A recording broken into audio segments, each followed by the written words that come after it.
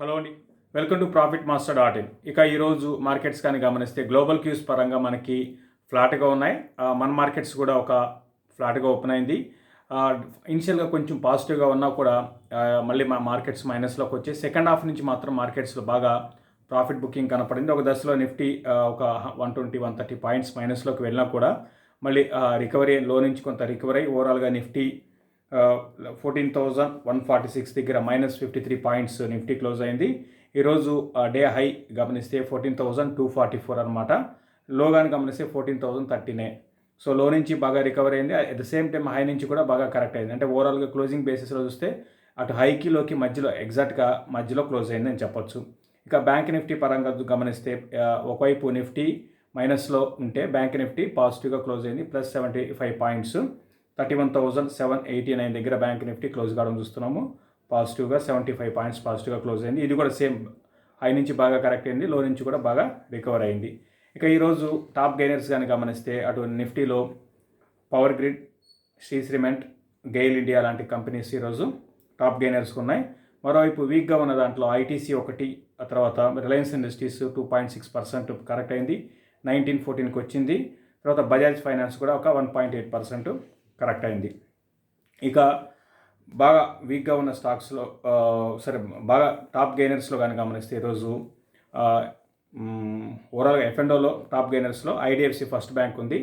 7.5%, 40 rupees పైన ఈ stock close అయింది. 7.5% పెరిగింది. అదేవిధంగా టాప్ లూజర్లో కానీ గమనిస్తే నౌకరీ అనమాట 5,259 అండ్ 4% కరెక్ట్ అయింది. ఇది బాగా ఈ మధ్యకాలంలో చాలా బాగా భారీగా పెరిగిందండి నౌకరీ. తర్వాత F&Oలో లేని స్టాక్స్లో బాగా పెరిగిన స్టాక్స్ అంబర్ ఎంటర్ప్రైజెస్. ఇది ఇన్ని రోజులు కన్సాలేషన్లో ఉండి లాస్ట్ ఫ్యూ డేస్కి దీంట్లో అప్ ట్రెండ్ అనేది స్టార్ట్ అయింది. ఈరోజు 10% పెరిగింది.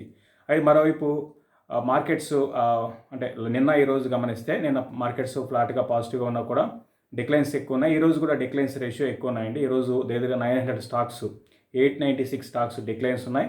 569 స్టాక్స్ మాత్రమే అడ్వాన్సెస్ ఉన్నాయి. ఇది బై అండ్ లార్జ్ మార్కెట్ సంబంధించి. ఇక F&Oలో కానీ గమనిస్తే మనకి కొన్ని స్టాక్ స్పెసిఫిక్ లాంగ్స్ ఉన్నాయి. బట్ కొంచెం ఈరోజు షార్ట్స్ అనేది మెజారిటీ స్టాక్స్లో కొన్ని వీక్గా ఉన్న స్టాక్స్లో లైక్ రిలయన్స్ కానీ ఇటువంటి స్టాక్స్లో బాగా షార్ట్స్ అనేది ఎక్కువగా బిల్డ్ అయినాయి. ఎక్కువ స్టాక్స్లో ఈరోజు షార్ట్స్ బిల్డ్ అయినాయి. ఇన్ని రోజులు బాగా లాంగ్స్ బిల్డ్ అవుతున్నాయి.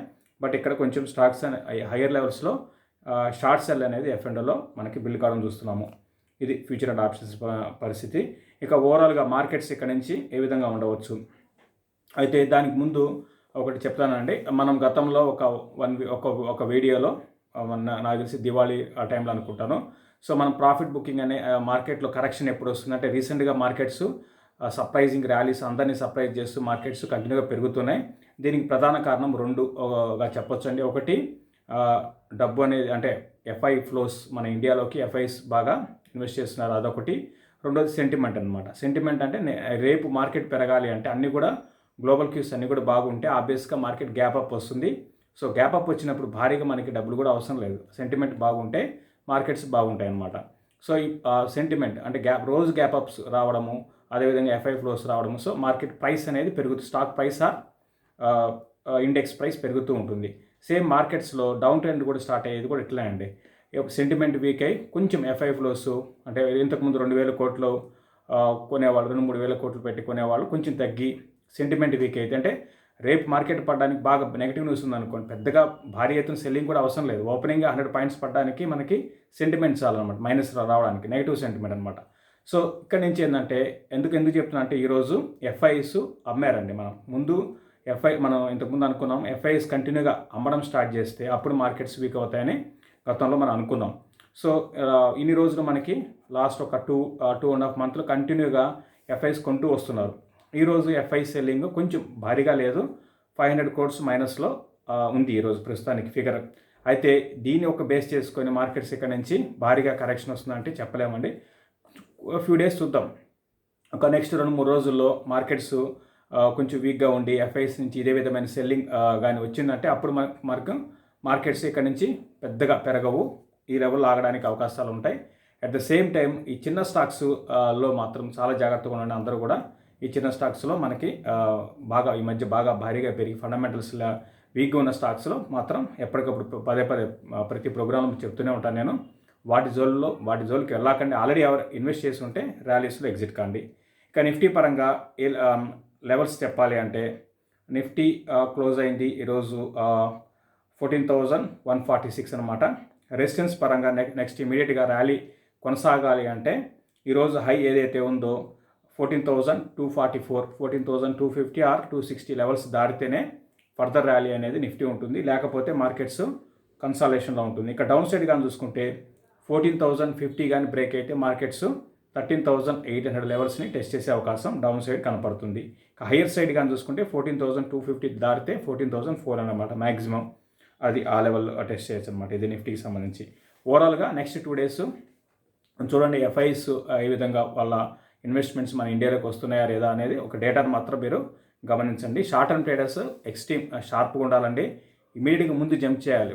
అంటే ట్రేడింగ్ పొజిషన్స్ తీసుకునే వాళ్ళు మార్కెట్ కరెక్షన్ రాకముందే మనం గ్రహించి మనం ఎగ్జిట్ కావాలండి.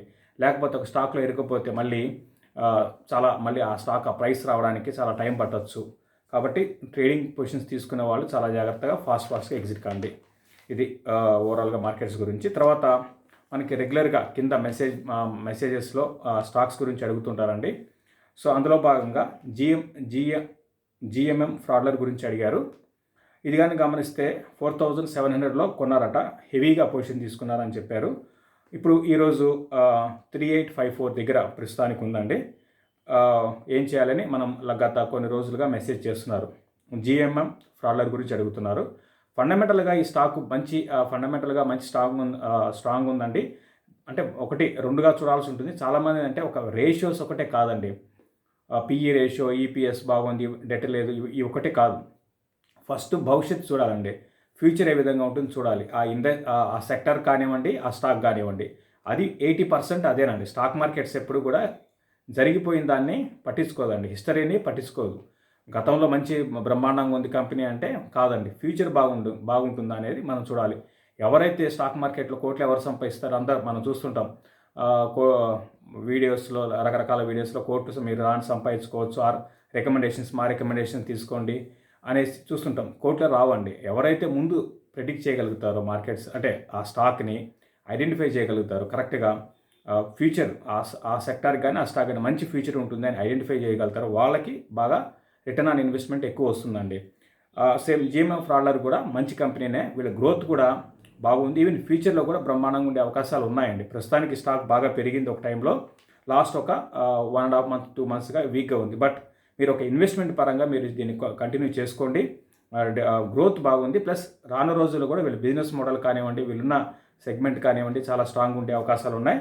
కాబట్టి దీన్ని మీరు కంటిన్యూ చేసుకోమని చెప్తాను. లాంగ్ టర్మ్ ఇన్వెస్ట్మెంట్ పరంగా దీన్ని కంటిన్యూ చేసుకోండి. దాన్ని చేంజ్ చేసుకున్నారు కాబట్టి కొంచెం హైయర్ లెవెల్స్లో కొన్నారు. బట్ మీరు భయపడాల్సిన అవసరం లేదు. ఇన్వెస్ట్మెంట్ని కంటిన్యూ చేయండి. తర్వాత ఇంకొకరు అడుగుతున్నారు, సుజలాన్ గురించి అడుగుతున్నారండి. సుజలాన్ ఒకరుగా చాలామంది సుజలాన్ గురించి అడుగుతున్నారు. సుజలాన్ ఇన్వెస్ట్మెంట్ చేయొచ్చా అని. ఇది ఇన్వెస్ట్మెంట్ చేసే టైం కాదండి. ప్లస్ ఇటువంటి స్టాక్స్ ఇంతకుముందు ఆల్రెడీ నేను చెప్పాను. ఇటువంటి స్టాక్స్ ఏంటంటే ఒకసారి ప్రైస్ పోయిందంటే, అంటే మీరు కొన్న ప్రైస్ మీరు రాలేదు అంటే మీ ప్రైస్ నుంచి కిందకి వెళ్ళిందంటే మళ్ళీ మీకు రాదండి. ఇది ఫండమెంటల్గా బాగా వీక్గా ఉన్న స్టాకు, ఫ్యూచర్ కూడా లేదు. ఇంతకుముందు మనం అనుకున్నట్టుగా ఏదైనా స్టాక్కి మంచి భవిష్యత్తు ఉంది అంటే అప్పుడు మనం అనుకోవచ్చు. బట్ దీనికి ఆ భవిష్యత్తు లేదు. లాస్ట్ మీరు చూడండి, లాస్ట్ ఒక 5-6 quarterలుగా గ్రోత్ లేదు. దీంతోపాటు డెట్ అనేది ఉంది. తర్వాత 88% ప్రెడ్జ్ షేర్స్ ఉన్నాయండి. 88% ప్రెడ్జ్లో ఉన్నాయి షేర్స్. అది మీరు ఆలోచించుకోండి. కాబట్టి స్టాక్ పెరగవచ్చు. రీసెంట్గా ఇది 3.5 రూపీస్ నుంచి 7 రూపీస్కి వచ్చింది, లేదా 8 రూపీస్కి వచ్చింది. ఇక్కడ నుంచి కూడా పెరగవచ్చు. బట్ ఇవన్నీ కూడా ఏంటంటే రేపు పడేటప్పుడు కూడా ఆబ్వియస్గా ఓపెనింగ్గా మైనస్లో వెళ్ళిపోతాయి అనమాట. సో అందుకనే ఏంటంటే ఇట్లా పెరుగుతున్నప్పుడే ఎవరన్నా దీంట్లో ఆల్రెడీ ఇన్వెస్ట్ చేసి ఉంటే ప్రాఫిట్ బుక్ చేసుకోవాలి. కానీ వీటిలో ఫ్రెష్ ఇన్వెస్ట్మెంట్స్ అయితే నేనైతే పర్సనల్గా అయితే నేను సజెస్ట్ చేయను. మన ప్రతి బుల్ మార్కెట్లో ఉండేవానండి ఇవన్నీ కూడా. 2017-18 ఆ టైంలో కూడా నేను చాలా సందర్భాల్లో చెప్పాను. ఈ సుజలాన్ కానివ్వండి, రిలయన్స్ క్యాపిటల్, తర్వాత చాలా స్టాక్స్, మనకి రెయిన్ ఇండస్ట్రీస్ అనేది మన తెలుగు స్టేట్స్లో చాలామంది లక్షల కోట్లు పోగొట్టుకున్నారండి ఆ స్టాక్లో. ఇటువంటి స్టాక్స్ని మనం వాళ్ళు చెప్పారని వీళ్ళు చెప్పారని కొనడం అనేది కరెక్ట్ కాదు. మీరు ఒక స్టాక్స్ ఏముందండి, 100 స్టాక్స్ ప్రతి ఒక్కరు చెప్తూ ఉంటారు. వారానికి 2-3 మిడ్ క్యాప్ స్టాక్స్ అని, స్మాల్ క్యాప్ అని సేమ్ ఉపయోగం లేదండి. అవన్నీ కూడా టైం బీయింగ్ పెరగచ్చేమో, అవన్నీ కూడా కాదండి. మనం మంచి స్టాక్స్లో ఇన్వెస్ట్ చేయాలి. రేపొద్దున మార్కెట్ పడినా కూడా మనం మంచి స్టాక్స్లో ఉంటే రేపొద్దున మళ్ళీ మార్కెట్స్ పెరిగినప్పుడు ఆ స్టాక్స్ ఇమీడియట్గా బౌన్స్ అయ్యే అవకాశాలు ఉంటాయి. ఇటువంటి స్టాక్స్ ఏంటంటే ఒకసారి ప్రైస్ వస్తే మళ్ళీ రావండి. కాబట్టి ఇటువంటి స్టాక్స్ జాగ్రత్తగా ఉండండి. ఇది ఈ స్టాక్స్, చిన్న స్టాక్స్ గురించి. తర్వాత చాలామంది ఇంకొకరు అడుగుతున్నారండి, 5 to 10 years కోసము ఆర్ 15 years కోసము కొని వదిలేసే స్టాక్స్ ఏమైనా ఉన్నాయా అడుగుతున్నారు. ఇప్పుడు నేను 5 to 10 years కోసము కొని వదిలేసే స్టాక్స్ అని అంటే సెక్టర్ పరంగా ఉంటుందండి. కొన్ని సెక్టార్లు ఫర్ ఎగ్జాంపుల్ మనకు ఒక 10 years బ్యాక్ అయితే బ్యాంక్స్లో అప్పుడు బాగా బిజినెస్ ఎక్స్పాండ్ అవుతున్న టైం అనమాట. ఆ టైంలో మనం ఒక ఇన్వెస్ట్ చేసి మంచి బ్యాంక్ని, ప్రైవేట్ బ్యాంక్ని సెలెక్ట్ చేసుకున్నాం. ఫర్ ఎగ్జాంపుల్ హెచ్డిఎఫ్సి బ్యాంక్ అనుకోండి, 2010లో దగ్గరగా ఆ స్టాక్ ప్రైస్ 250 ఉంది, ఈరోజు 1450 ఉంది అనమాట. ఆ టైంలో ఒక 1 lakh ఇన్వెస్ట్ చేసిన వాళ్ళకి ఈరోజు దగ్గరగా 5 lakhs వచ్చింది. 1 lakh ఇన్వెస్ట్ చేస్తే 5 lakhs అనమాట. సో సేమ్ అట్లా అటువంటి సెక్టార్ని మీరు ఐడెంటిఫై చేసి మీరు కొనుక్కుంటే నెక్స్ట్ 5 yearsకి బాగుండే అవకాశాలు ఉంటాయండి. అటువంటి సెక్టర్ నాకు తెలిసి ఇక్కడ నుంచి ఒక ఎఫ్ఎంసీజీ బాగానే ఉండొచ్చు, బట్ ఎఫ్ఎంసీజీ అంత స్ట్రాంగ్ రోబస్ట్ గ్రోత్ ఉంటుంది అయితే అనుకోను. బట్ ఇక్కడ ఇన్సూరెన్స్ సెక్టర్ ఒకటి మనకి నెక్స్ట్ 10 years వరకు, 10 years పక్కన పెట్టండి, మరీ అంత ఆలోచించవద్దు. స్టాక్ మార్కెట్లో ఎప్పటికప్పుడు మారుతూ ఉంటాయి. 5 years పెట్టుకోండి. నెక్స్ట్ 5 yearsకి అయితే ఇన్సూరెన్స్ సెక్టరు నేను చాలా వీడియోస్లో కూడా చెప్పాను, బాగుండే అవకాశాలు ఉన్నాయండి. సేమ్ మనకి ఏదైతే బ్యాంక్స్ బిజినెస్ ఏ విధంగా 2010 నుంచి 2018-19 వరకు ఎక్స్పాండ్ అయిందో ఇప్పుడు కూడా ఈ ఇన్సూరెన్స్ సెక్టర్ బిజినెస్ ఎక్స్పాండ్ అయ్యే అవకాశాలు ఉంటాయి. ఎక్స్పాండ్ కావాలంటే బాగా పెరగడం అనమాట. కాబట్టి ఇన్సూరెన్స్ స్టాక్స్ని మీరు కొనుక్కోండి. అయితే ఇన్సూరెన్స్లో కూడా మంచి స్టాక్స్లో మాత్రం కొనుక్కోండి. లైక్ హెచ్డిఎఫ్సి మనం దీన్ని 550, 540లో రికమెండ్ చేసాము ఈ స్టాక్ని. ఇప్పుడు 700 పైకి వచ్చింది. బట్ ఈ లెవెల్లో నేను ఈ స్టాక్ని వద్దంటాను. కరెక్షన్స్లో చిన్న కరెక్షన్స్లో కొనుక్కోండి, లేదా స్లోగా కొనుక్కోండి. అంటే మీరు 1,00,000 పెట్టాలంటే ఒక 20,000 ఒక 5% కరెక్ట్ అయితే కొనండి, ఇంకొక 20,000 యాడ్ చేసుకుంటూ పోండి. ఆ విధంగా మీరు అక్యుములేట్ చేసుకోండి. హెచ్డిఎఫ్సి లైఫ్ కొనుక్కోండి ఒకటి. తర్వాత ఐసిఐసిఐ లాంబార్డ్ ఒకటి. ఐసిఐసిఐ లాంబార్డ్ జనరల్ ఇన్సూరెన్స్ అండి. ఇది 1611 ఉంది. దీన్ని మనం దివాళీ రికమెండేషన్స్లో 1320 ఆ టైంలో రికమెండ్ చేసాం అనమాట.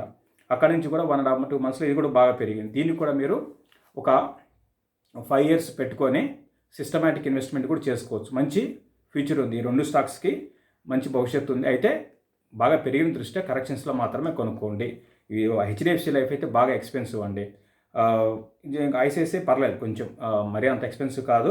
కాబట్టి ఏంటంటే కరెక్షన్స్ కోసం వెయిట్ చేసి కరెక్షన్స్లో ఈ 2 స్టాక్స్ని ఒక 5 years, 10 years పక్కన పెట్టండి. 5 years కొనుక్కోండి, మీకు మంచి రిటర్న్ వచ్చే అవకాశాలు ఉన్నాయి. ఇది క్లోజింగ్ రిపోర్ట్ అండి. మళ్ళీ రేపు మార్నింగ్ మార్కెట్స్లో కలుద్దాం. చూస్తున్న ప్రతి ఒక్కరు కూడా షేర్ చేయండి, అదేవిధంగా లైక్ చేయమని చెప్తాను. దీంతోపాటు మనకి మన పండక్కి ఒక ప్రోగ్రామ్ ఒకటి కండక్ట్ చేయాలనుకుంటున్నాం. కార్నివాల్ అనమాట, ఇన్వెస్టర్స్ అండ్ ట్రేడర్స్ కార్నివాల్ అనమాట. సో దీంట్లో ప్రతి ఒక్కరు కూడా పాల్గొనవలసిందిగా కోరుకుంటున్నాను. దీంట్లో ఏంటంటే మన టీంతో పాటు, మన 4 అనలిస్ట్తో పాటు వేరే 3 అనలిస్టు కూడా వస్తున్నారు. వాళ్ళ వ్యూ అనమాట, మార్కెట్స్ ఏ విధంగా ఉంటాయి, తర్వాత ఏ సెక్టర్ ఎక్కడి నుంచి బాగుంటుంది అనేది ఒకటి ఫండమెంటల్గా. తర్వాత టెక్నికల్గా మాట్లాడుకుంటే టెక్నికల్ ఏ పారామీటర్స్, ఇంట్రాడేకి ఏం చేయాలి, షార్ట్ టర్మ్కి ఎటువంటి పారామీటర్స్ చూసుకోవాలి, ఇటువంటి సబ్జెక్ట్ అనేది ఇంకా మేము ఎవరి అనలిస్ట్ పంపించలేదు. మనకి ఎవరు ఏ సబ్జెక్ట్ మాట్లాడతారో దాన్ని మనం ముందే చెప్పడం జరుగుతుందండి. ఈ సబ్జెక్ట్ ఈ అనలిస్ట్ మాట్లాడతారని. కాబట్టి ఆ సబ్జెక్ట్ అనేది తర్వాత మనం అనౌన్స్ చేస్తాం. ప్రస్తుతానికైతే ఒక 7 మంది అనలిస్టులు ఈ కార్నివాల్ దాంట్లో పాల్గొంటున్నారు. కాబట్టి ప్రతి ఒక్కరు కూడా ఈ అవకాశాన్ని వినియోగించుకోవాలని కోరుకుంటున్నాను. థ్యాంక్ యూ అండి.